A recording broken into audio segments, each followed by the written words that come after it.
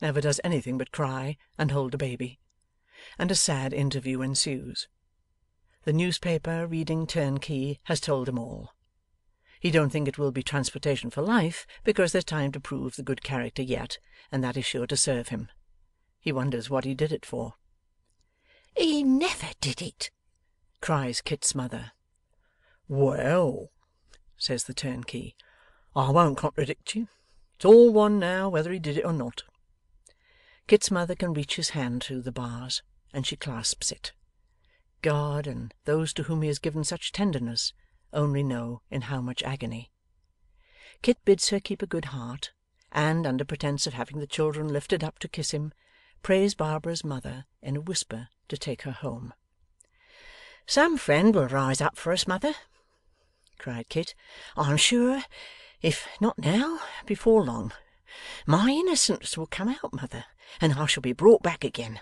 I feel confidence in that. You must teach little Jacob and the baby how all this was. For if they thought I had ever been dishonest, when they grew old enough to understand, it would break my heart to know it, if I was thousands of miles away. Oh, is there no good gentleman here who will take care of her?' The hand slips out of his, for the poor creature sinks down upon the earth, insensible. Richard Swiveller comes hastily up, elbows the bystanders out of the way, takes her, after some trouble, in one arm, after the manner of theatrical ravishers, and, nodding to Kit and commanding Barbara's mother to follow, for he has a coach waiting, bears her swiftly off. Well, Richard took her home. And what astonishing absurdities in the way of quotation from song and poem he perpetrated on the road, no man knows.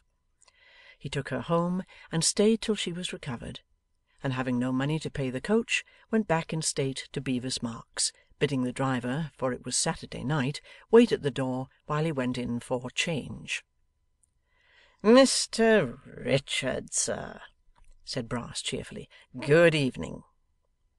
Monstrous as Kit's tale had appeared at first, Mr Richard did, that night, half suspect his affable employer of some deep villainy.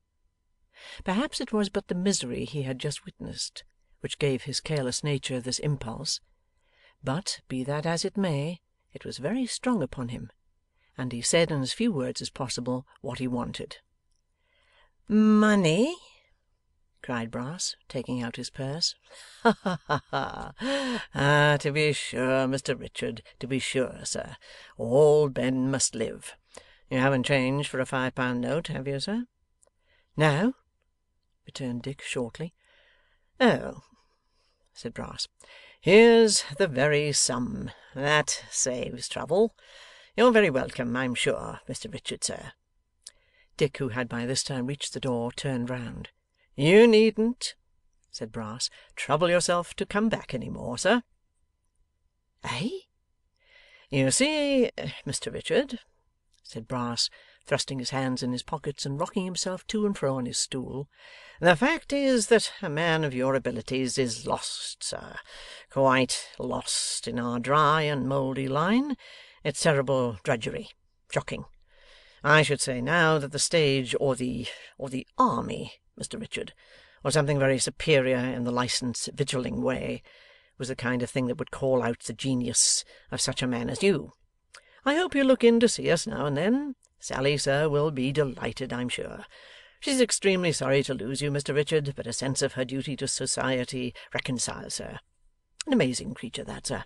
You'll find the money quite correct, I think. There's a cracked window, sir, but I've not made any deduction on that account. Whenever we part with friends, Mr Richard, let us part liberally. A delightful sentiment, sir.' To all these rambling observations, Mr Swiveller answered not one word, but, returning for the aquatic jacket, rolled it into a tight round ball, looking steadily at Brass meanwhile, as if he had some intention of bowling him down with it. He only took it under his arm, however, and marched out of the office in profound silence. When he had closed the door, he reopened it, stared in again for a few moments with the same portentous gravity, and nodding his head once in a slow and ghost-like manner, vanished. He paid the coachman, and turned his back on Bevis Marks, big with great designs for the comforting of Kit's mother and the aid of Kit himself. But the lives of gentlemen devoted to such pleasures as Richard Swiveller are extremely precarious.